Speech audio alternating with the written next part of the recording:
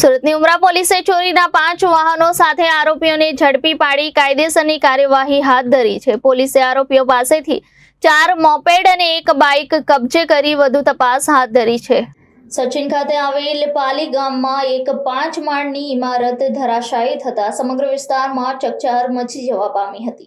ત્યારે Surat fire brigade પણ તાત્કાલિક ઘટના સ્થળે ધસી જઈ યુદ્ધના ધોરણે બચાવ કામગીરી હાથ ધરી હતી। બનાવ એટલો ગંભીર હતો કે ધરાશાયી ઇમારતના કાટમાળમાં અસંખ્ય લોકો દટાયેલા હતા।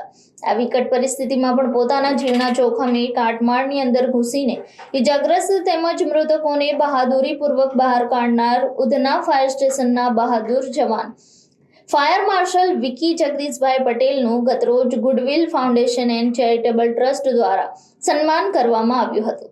ગુડવિલ ફાઉન્ડેશન એન્ડ ચેરિટેબલ ટ્રસ્ટના સંસ્થાપક અને પ્રમુખ એડ શાહીન મલેકે આ બાબતે જણાવ્યું હતું કે અમારી સંસ્થા સમાજ સેવાનું કાર્ય કરે છે।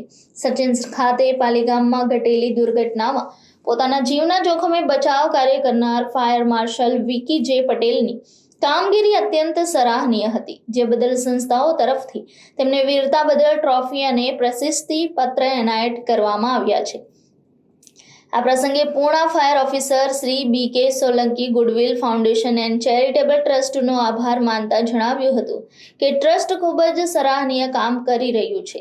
ફાયર જવાનોને વીરતા અને બહાદુરીને બિરદાવવા બદલ હું ટ્રસ્ટનો આભાર માનું છું। જવાનની વીરતા બિરદાવવા માટે ટ્રસ્ટ તરફથી સંસ્થાપક અને પ્રમુખ એડ શાહીન મલેક, ટ્રેઝરર સાજિદ પાનવાલા, સેક્રેટરી અલ્તાફ હુસેન શેખ અને સભ્ય અસગરભાઈ ઉપસ્થિત રહ્યા હતા।